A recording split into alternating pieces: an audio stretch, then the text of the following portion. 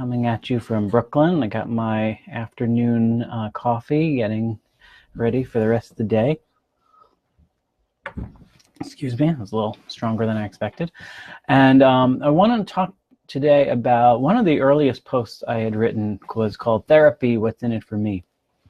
Because I often get a lot of people kind of saying, I that's great, you're a therapist, okay, but I don't need that because I'm not mentally ill. I don't have a diagnosis of some kind.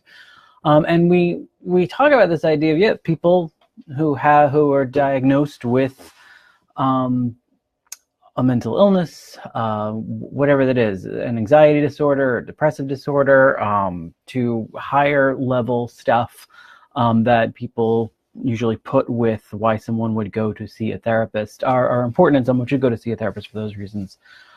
But the bulk of people who are in therapy aren't necessarily coming because of some major mental illness that they're struggling with. They're coming for learning some better coping patterns, just realizing that they're struggling with some stuff and they want to find a better way to manage it and figure out why relationships are always ending up the same way, why they're still fighting the same fight with their dad after 20, 30, 40 years, why friendships keep ending, people keep ghosting on them, or why they keep running away from stuff. So stuff that isn't necessarily, let's pin this down to something that's in the diagnostic manual of mental health disorders, but just helping just in living, basically.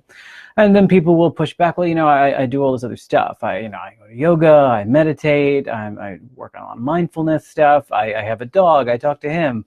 I have friends, I talk to them. I have a partner, we have a good relationship, I talk to her or him.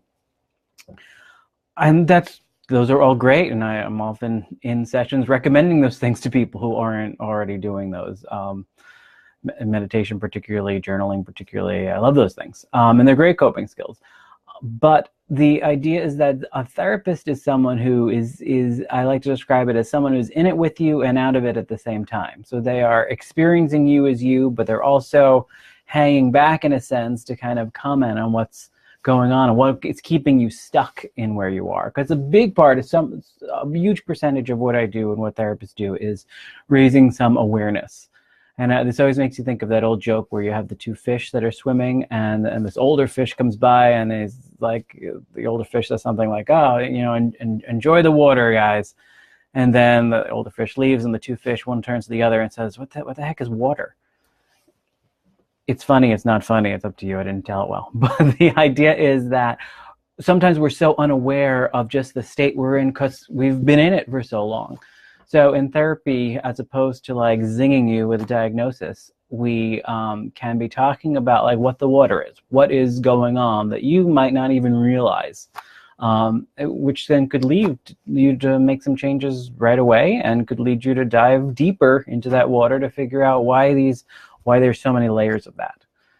So I will link to the post that goes into this a little more, and I appreciate you taking some time to listen to me today. All right, have a good one.